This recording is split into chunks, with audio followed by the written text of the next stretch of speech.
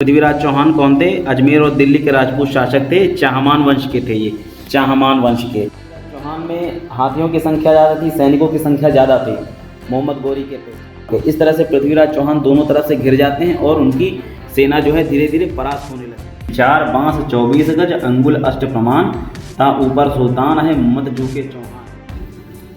Hello everyone, exam सत्र में आप सबका स्वागत है। आई होप आप सब अच्छे होंगे। आज का सेशन स्टार्ट हो चुका है और आज का टॉपिक है तराइन का युद्ध। तराइन का युद्ध क्यों हुआ, कैसे हुआ, इसमें किसकी जीत हुई, किसकी पराजय हुई, इन सब के बारे में आज डिटेल में जानेंगे। तो स्टार्ट करने से पहले आप लोग से रिक्वेस्ट है कि अगर वीडियो अच्छा लगेगा तब वीडियो को प्लीज़ लाइक करिएगा और प्लीज़ सब्सक्राइब करिएगा चैनल को, ठीक है। तो देर न करते हुए बस स्टार्ट करते हैं आज का सेशन। सबसे पहले मोटा मोटा आप ये जान लीजिए कि तराइन का युद्ध, इसको क्या बोलते थे एक अन्य नाम से, दूसरा नाम इसका ये भी है, इसको बोलते थे तरावड़ी का युद्ध। तरावड़ी का युद्ध, ठीक है, तरावड़ी का युद्ध। तरावड़ी एक जगह का नाम है जहाँ पर पृथ्वीराज चौहान का किला भी है, तरावड़ी में, ठीक है। तो सबसे पहले मोटा मोटा ये जान लीजिए कि ये किनके किनके बीच हुआ। तराइन का युद्ध किनके किनके बीच हुआ? राजपूतों का नेतृत्व कर रहे पृथ्वीराज चौहान, ठीक है, और तुर्की सेना का नेतृत्व कर रहे मोहम्मद गोरी के बीच हुआ, ठीक है, ठीक है। तराइन का युद्ध किनके किनके बीच हुआ? राजपूत सेना का नेतृत्व कर रहे पृथ्वीराज चौहान और तुर्की सेना का नेतृत्व कर रहे मोहम्मद गोरी के बीच तराइन का युद्ध हुआ। तराइन के युद्ध 2 हुए, 1191 और 1192 में, ठीक है। तराइन के युद्ध 2 हुए, 2 युद्ध हुए, ठीक है, 2 युद्ध हुए। कब कब? 1191 और 1192, ये सबको लगभग मालूम ही होगा, ठीक है। अब तराइन के युद्ध के बाद क्या हुआ था? मुस्लिमों के लिए उत्तर भारत में राज करने के लिए, अपना राज्य स्थापित करने के लिए, शासन अपना चलाने के लिए पूरी तरह से द्वार खुल चुके थे, ठीक है। यहाँ मुस्लिम आक्रमण शुरू हो गए थे मोहम्मद गोरी जब से आया, ठीक है। अब थोड़ा डिटेल में समझिए आप हुआ क्या था, ठीक है। पृथ्वीराज चौहान जो हैं अजमेर और दिल्ली के राजपूत शासक थे। कौन थे? चौहान जो हैं, शॉर्ट में चौहान में क्यों लिखूंगा, पृथ्वीराज चौहान समझ जाइएगा, ठीक है। चौहान जो पृथ्वीराज चौहान हैं वो अजमेर और दिल्ली के राजपूत शासक थे। पृथ्वीराज चौहान अजमेर और दिल्ली के राजपूत शासक थे, ठीक है। अजमेर में इनकी राजधानी बनाई थी, पृथ्वीराज चौहान ने अजमेर में राजधानी बनाई थी। कुछ इतिहासकारों का मानना है कि इनके जो है ये दिल्ली से भी शासन करते थे, ठीक है, वहाँ से अपना राजपाट जो है राजकाज चलाते थे, ठीक है। तो पृथ्वीराज चौहान कौन थे? अजमेर और दिल्ली के राजपूत शासक थे, चाहमान वंश के थे ये, चाहमान वंश के, ठीक है, लिख देता हूँ, चाहमान वंश के थे, चाहमान वंश के, ठीक है, चाहमान वंश के थे। और दूसरा जो मोहम्मद गोरी हैं, इनका पूरा नाम क्या है? मोहम्मद गोरी का पूरा नाम क्या था? मोहम्मद गोरी उर्फ मोइजुद्दीन मोहम्मद गोरी, मोइजुद्दीन मोहम्मद गोरी, इनका पूरा नाम था मोइजुद्दीन मोहम्मद गोरी, ठीक है। अब हुआ ये था 1186 तक मोहम्मद गोरी लाहौर पर कब्जा कर चुका था और 1190 आते आते वो अपना पंजाब तक अपना राज्य स्थापित कर चुका था, ठीक है। भारत पाकिस्तान तब एक में था ना सब पूरा, तो पूरे पंजाब तक मोहम्मद गोरी अपना राज्य स्थापित कर चुका था। और पृथ्वीराज चौहान अजमेर और दिल्ली इधर उत्तर भारत में ये अपना शासन चलाते थे। पृथ्वीराज चौहान भी अपना राज्य बढ़ाना चाहते थे, पंजाब पर अपना राज्य स्थापित करना चाहते थे, और मोहम्मद गोरी भी जो है दिल्ली तक आना चाहता था, दिल्ली तक अपना राज्य स्थापित करना चाहता था, ठीक है। तो एक बार हुआ ये था कि मोहम्मद गोरी ने अपना राजदूत पृथ्वीराज चौहान के पास भेजा और शर्त रखी कि अगर पृथ्वीराज चौहान इस्लाम कबूल करता है और गोरी के साम्राज्य को मान्यता देता है तो मोहम्मद गोरी पृथ्वीराज चौहान के राज्य पर, पृथ्वीराज चौहान की सेना पर आक्रमण नहीं करेगा। पृथ्वीराज चौहान पहले से पंजाब पर अपना राज्य स्थापित करना चाहते थे, उनको ये बहाना मिल गया आक्रमण करने का, तो उन्होंने मोहम्मद गोरी की इन शर्तों को नामंजूर कर दिया, अस्वीकार कर दिया, ठीक है, और आक्रमण की तैयारी करने लगे, ठीक है। अब मोहम्मद गोरी और पृथ्वीराज चौहान की दोनों सेनाएं तैयारी में जुट गई और दोनों सेनाएं तराइन के मैदान, जो कि हरियाणा में पड़ता है, तराइन के मैदान में आमने सामने खड़ी हुई। ठीक है। अब मोहम्मद गोरी जो है, मोहम्मद गोरी की सेना में तीरंदाजों की संख्या ज़्यादा थी। ठीक है। चौहान, पृथ्वीराज चौहान और गोरी। ठीक है, मैं शॉर्ट में लिखे दे रहा हूँ। ठीक है। पृथ्वीराज चौहान की सेना में हाथियों की संख्या ज़्यादा थी। ठीक है, हाथियों की संख्या ज़्यादा थी, हाथियों की संख्या ज़्यादा थी। ठीक है। और मोहम्मद गोरी की सेना में तीरंदाजों की संख्या ज़्यादा थी। ठीक है, तीरंदाज ज़्यादा थे, तीरंदाजों की संख्या ज़्यादा थी। ठीक है। अब दोनों सेनाएं आमने सामने तराई के मैदान में खड़ी थी और एक दूसरे को पर आक्रमण करने के लिए तैयार थी। हुआ क्या, मोहम्मद गोरी ने अपने तीरंदाजों से बाण वर्षा करने को कहा और मोहम्मद गोरी के तीरंदाजों ने बाण वर्षा की। ठीक है, बाण वर्षा करने को कहा, मोहम्मद गोरी के तीरंदाजों ने बाण वर्षा की पृथ्वीराज चौहान की सेना पर। ठीक है। ठीक है, लेकिन पृथ्वीराज चौहान में हाथियों की संख्या ज़्यादा थी, सैनिकों की संख्या ज़्यादा थी मोहम्मद गोरी के अपेक्षा। इन्होंने सीधा आक्रमण किया। ठीक है, इन्होंने मोहम्मद गोरी की सेना पर सीधा आक्रमण किया। अब इस रणनीति का पता मोहम्मद गोरी को नहीं था, तो वो देखकर ये अचंभित रह गया और पृथ्वीराज चौहान की सेना शुरू से ही मोहम्मद गोरी की सेना पर हावी हो गई। दोनों में युद्ध हुआ। धीरे धीरे मोहम्मद गोरी की सेना परास्त होने लगी और बहुत सारे सैनिक मैदान छोड़कर भागने लगे वहाँ से। ठीक है। मोहम्मद गोरी भी पूरी तरह से घायल हो चुका था। वो घोड़े से अपने गिरने वाला था कि एक सैनिक की नज़र मोहम्मद गोरी पर पड़ी। वो अपने घोड़े से कूदकर मोहम्मद गोरी के घोड़े पर गया और मोहम्मद गोरी के घोड़े और मोहम्मद गोरी को लेकर युद्ध क्षेत्र से भाग गया। इस तरह से 1191 में जो पहला युद्ध हुआ था तराइन का, उसमें पृथ्वीराज चौहान की जीत हुई, मोहम्मद गोरी की हार हुई। और गोरी की हार हुई। ठीक है। इस तरह से 1191 में जो तराइन का युद्ध हुआ उसमें पृथ्वीराज चौहान की जीत हुई और गौरी की हार हुई। ठीक है। अब पृथ्वीराज चौहान की वीरता और शौर्य का प्रदर्शन कौन नहीं जानता था। पूरे उत्तर भारत में गूंज उठा था। सारे राजपूत शासक इनके बारे में जानते थे। और एक राजा थे कन्नौज के राजा जयचंद, उनकी पुत्री का नाम था संयोगिता। ठीक है, वो भी पृथ्वीराज चौहान के पराक्रम के बारे में जानते थे। पृथ्वीराज चौहान और संयोगिता एक दूसरे से प्रेम करते थे और प्रेम विवाह करना चाहते थे। ठीक है। कन्नौज के राजा का नाम क्या था? जयचंद। कन्नौज के राजा जयचंद। इनकी एक पुत्री थी संयोगिता, पुत्री का नाम था संयोगिता। कन्नौज के राजा का नाम क्या था? जयचंद। उनकी पुत्री थी एक संयोगिता, काफ़ी सुंदर थी। पृथ्वीराज चौहान और संयोगिता एक दूसरे से प्रेम करते थे और प्रेम विवाह करना चाहते थे। जब ये चीज़ जयचंद को पता चली तो उनको काफ़ी ज़्यादा अपमानित महसूस हुआ और वो पृथ्वीराज चौहान को अपमानित करने के लिए उन्होंने अपनी पुत्री संयोगिता का स्वयंवर रखा। जयचंद ने एक अश्वमेध यज्ञ रखा, उस यज्ञ के बाद संयोगिता का स्वयंवर रखा और इस स्वयंवर के लिए सारे राजपूत शासकों को जयचंद ने निमंत्रण भेजा, लेकिन पृथ्वीराज चौहान को निमंत्रण नहीं भेजा। ठीक है।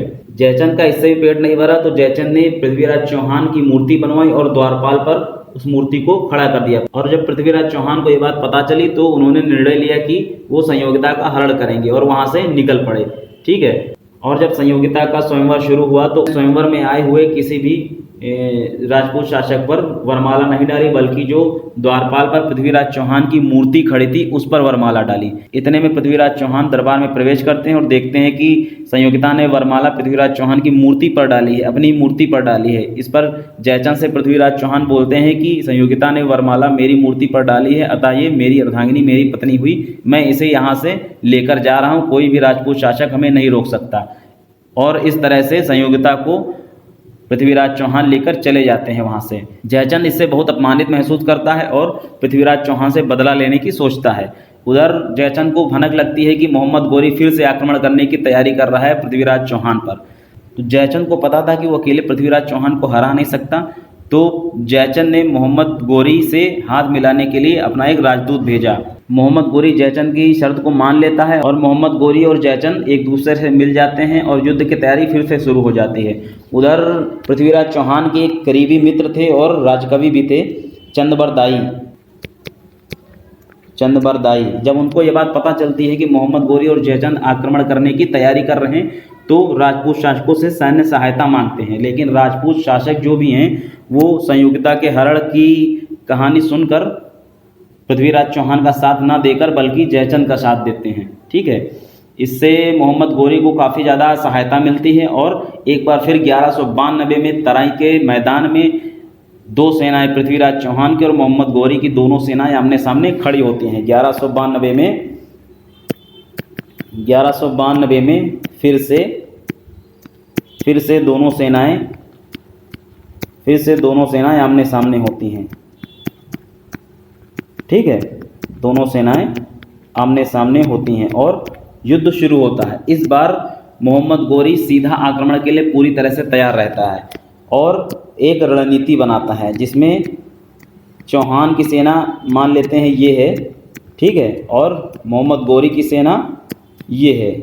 मोहम्मद गोरी जब सामने से आक्रमण करता है तो पृथ्वीराज चौहान जवाब देने के लिए वो भी सामने से आक्रमण करते हैं और जब उनकी सेना सामने की तरफ गोरी की तरफ जो आगे की सेना उधर बढ़ती है तो मोहम्मद गोरी ने एक दूसरी सेना लगा के रखी थी, वो पीछे से आक्रमण करती है पृथ्वीराज चौहान के। इस तरह से पृथ्वीराज चौहान दोनों तरफ से घिर जाते हैं और उनकी सेना जो है धीरे धीरे परास्त होने लगती है और इस तरह से पृथ्वीराज चौहान दूसरा युद्ध हार जाते हैं। ठीक है, और उनको पृथ्वीराज चौहान और उनके साथी जो चंदबरदाई हैं उनको बंदी बनाकर मोहम्मद गोरी अफगानिस्तान लेकर चला जाता है।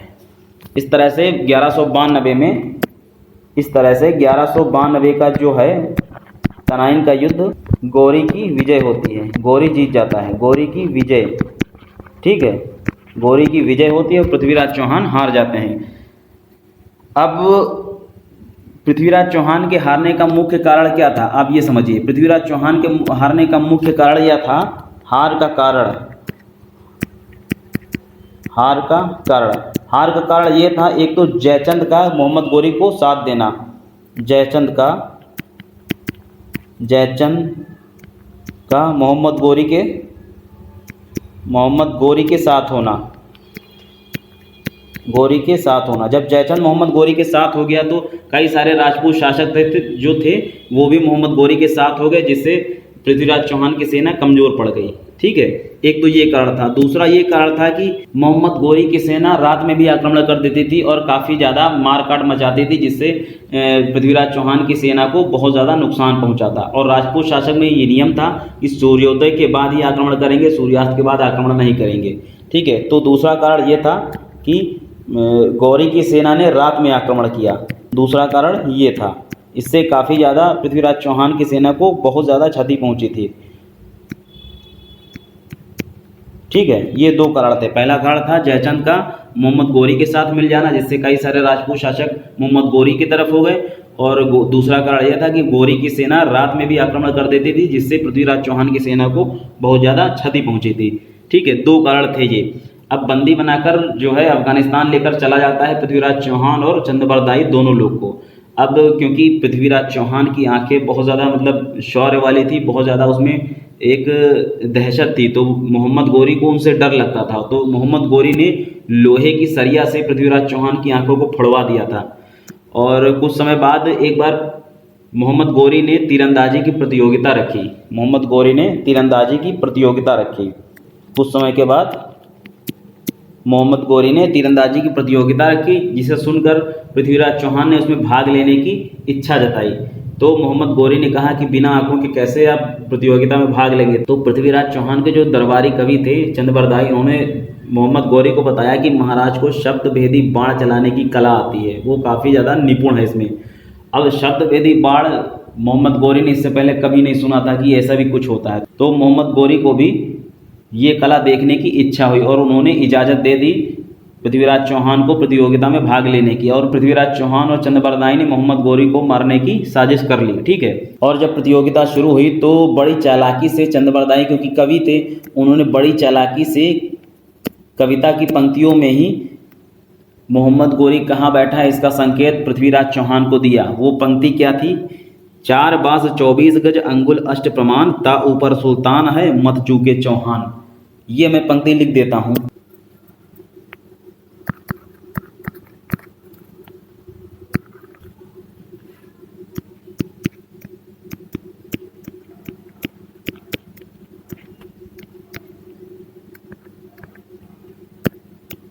चंद्रबरदाई ने ये पंक्ति बोली थी, 4 बांस 24 गज अंगुल अष्ट प्रमाण, ता ऊपर सुल्तान है मत झुके चौहान। पृथ्वीराज चौहान ने संकेत सुना, समझा और उन्होंने निशाना लगाया मोहम्मद गोरी पर।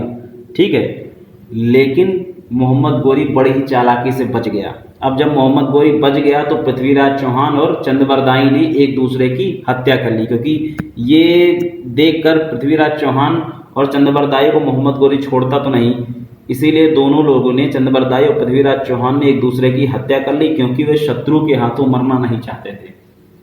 इस तरह से पृथ्वीराज चौहान की मृत्यु हुई और 1194 में चंदावर का युद्ध हुआ। 1194 में चंदावर का युद्ध हुआ, जिसमें गौरी ने जयचंद को भी मार डाला। चंदावर के युद्ध में गौरी ने जयचंद को भी मार डाला, जयचंद को भी मार डाला। ठीक है, इस तरह से जयचंद की भी हत्या हो गई। अब बात करते हैं कि मोहम्मद गोरी की मृत्यु कैसे हुई। तो मोहम्मद गोरी की मृत्यु ऐसे हुई कि दिल्ली के पास खोकर योद्धा रहते हैं, वो बदला लेना चाहते थे, अपने राजा पृथ्वीराज चौहान की मृत्यु का बदला लेना चाहते थे। ठीक है, तो एक बार दिल्ली से मोहम्मद गोरी गुजर रहा था, तो खोकर योद्धाओं ने, दिल्ली के पास लिख देता हूँ, दिल्ली के पास खोकर योद्धाओं ने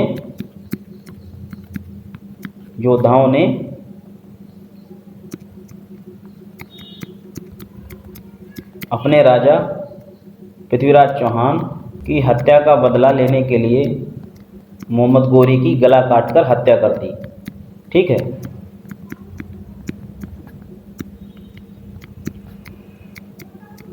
इस तरह से मोहम्मद गोरी की मृत्यु हुई। कैसे हुई?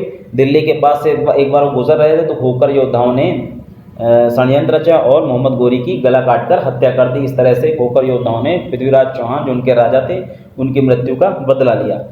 तो ये था 1191 और 1192 का तराई का युद्ध, जिसमें 1191 में पृथ्वीराज चौहान की जीत होती है, मोहम्मद गोरी की हार होती है, और 1192 में मोहम्मद गोरी ने पृथ्वीराज चौहान को हरा दिया। ठीक है, ये दो युद्ध हुए थे जो कि काफ़ी ज़्यादा मतलब मुस्लिम के लिए भारत पर शासन, अपना राज्य स्थापित करने के लिए द्वार खोल दिए थे एक तरह से। ठीक है, कुछ इतिहासकारों का मानना है कि पृथ्वीराज चौहान ने मोहम्मद गोरी को 17 बार हराया और 18वीं बार वो हारे थे। 17 बार पृथ्वीराज चौहान ने माफ़ किया, क्योंकि राजपूत थे, वो निहत्थों पर वार नहीं करते थे और शरण में आए हुए लोगों को माफ़ कर देते थे, इसीलिए। तो इतना ही था बस तराइन के युद्ध में। आप लोगों को वीडियो कैसा लगा ये ज़रूर कमेंट में बताइएगा, और अगर कुछ रिव्यू, कुछ कमी, कुछ भी है, आप लोग कमेंट में बताइएगा ज़रूर। और अगर अच्छा लगा है तो प्लीज़ वीडियो को लाइक करके चैनल को सब्सक्राइब कर दीजिएगा। ठीक है, मिलते हैं नए सेशन में, तब तक के लिए बाय बाय, टेक केयर, और आप लोग पढ़ाई कीजिए।